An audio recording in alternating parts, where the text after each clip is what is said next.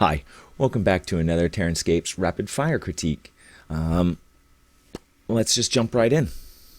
So we have submissions from Charles, and Charles has sent them as links to his image account, and I think that's okay, but I would prefer them as attachments directly in the email.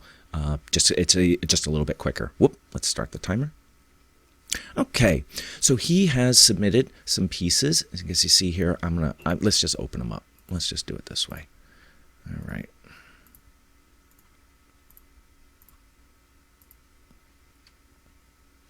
Okay.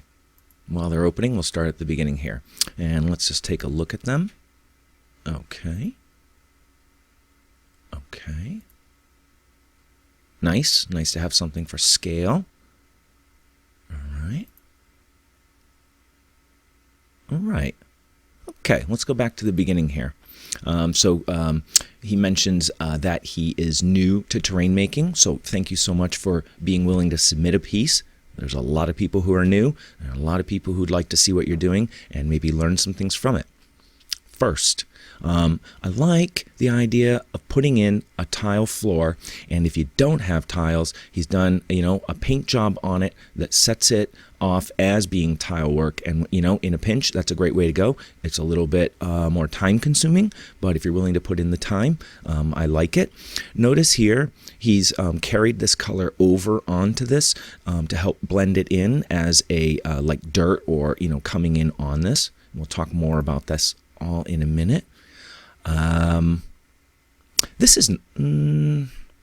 is nice. He's given some uprights to give this wall some support, and I like that. And it's nice to break windows. That always looks good. It gives it a more natural fracture. I think that is a good thing to include. And I like this texture overall. I'm going to share some ways you can improve this, but it helps to break up the otherwise plain floor, and so that's a good thing to work to include in an interior of a building, especially one that's been damaged. Let's keep going. All right, and so let's talk about things that can be improved. So let's go back to the beginning here, since it's a nice aerial shot. All right, so I gotta get comfortable here. What I would do first is I would put some tape down when you're painting these lines.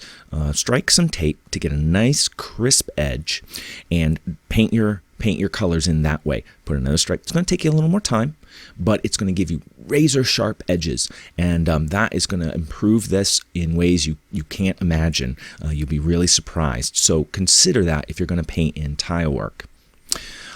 When you carry the dirt as mud onto this piece or something similar, don't be afraid to carry it a little further and to feather it. Even it's like a stipple. All right, get a very short dry brush, and then lightly, almost dry paint, right, and stipple. Don't let the bristles mash, because you're going to get streaks, and that's not going to look right. Like you're going to end up with little streaks like this. And if you have a softer pattern and you even feather it a little bit without streaks, it's tricky, but it's something to try. It will give it a much more realistic transition. Also, don't be afraid to add some of this debris in the interior here, some of this gravel, because it's going to make it look like somebody didn't sweep this floor, before the combat began. Don't be afraid, especially because we have broken walls around here, and the broken walls are going to leave some debris. So add some debris, put it right against the wall, and it's not going to interfere with gameplay. Now, a couple things on the materials you're using. You are using foam core, and you are using wood. And the thing about this piece is, first, I would expect these pillars to be iron, concrete, something like that, because this is a 40K setting, and they're probably not using real wood. So here where you've got this break, it seems a little bit out of place. So don't be afraid to cut it or to go in. Actually, keep this irregularity, but get some spackle in there and fill this so that it looks more like crumbled concrete, you know what I mean, rather than seeing the actual wood fibers in it. And while you've got the spackle out, don't be afraid to come in and spackle this edge and smooth that out and hide the foam texture, because that will really help tie it into this piece. One other thought on the floor. The gravel, okay, well, first, give it a little dry brush. Don't be afraid to do that. Give it a couple colors. You know what? Dry brush it with a whiter, I don't really want to see it at that level. Dry brush it with a whiter, not white. Don't do that. Never use white. But with a lighter gray, maybe a very off-white gray, and then give it all a wash with something like the old Devlin mud. I don't know if GW still sells that, but something like that, because it will give it some depth and it will give it some life. Then paint this a different color to set it off. It's confusing to have these be the same color visually. They kind of grow together, but the texture is not the same. So there's a bit of visual contrast here that is a little bit distracting. So give this all a concrete painting, right? So say like like a stone white color. All right, look at some concrete photos, and then come in and do the rubble the same color as you have in the breaks in the walls. All right, because we're going to assume this is where it's come from.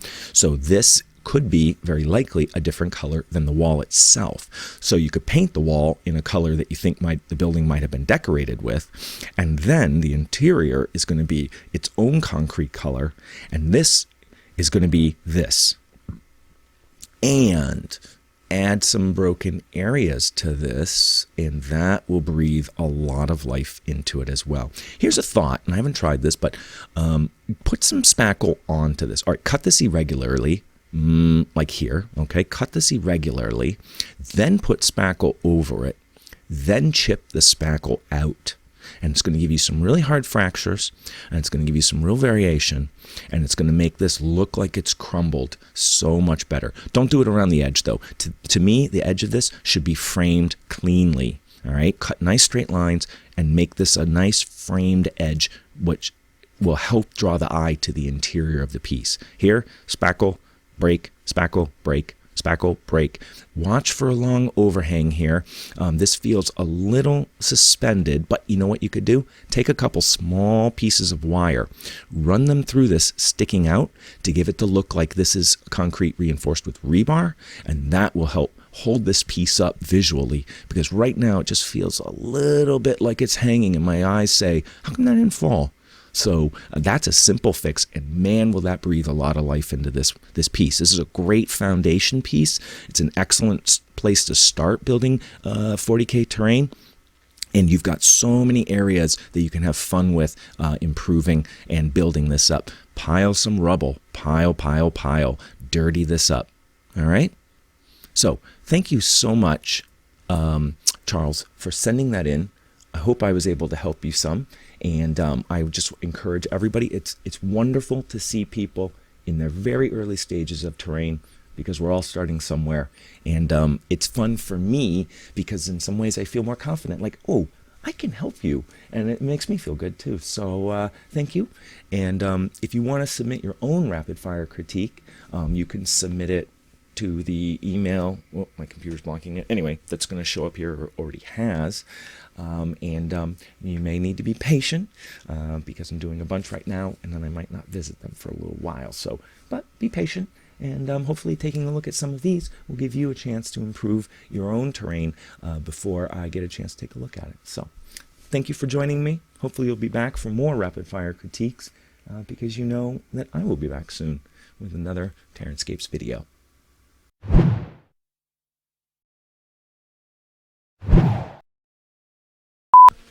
All right, I'm going to go with that. Okay. Oof.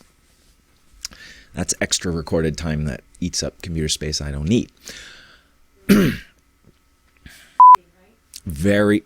Almost none. You just cut. Just cut. Yep. The goal is no annotations, no nothing. Well, that's cool. Yeah. You sound good. Thank you.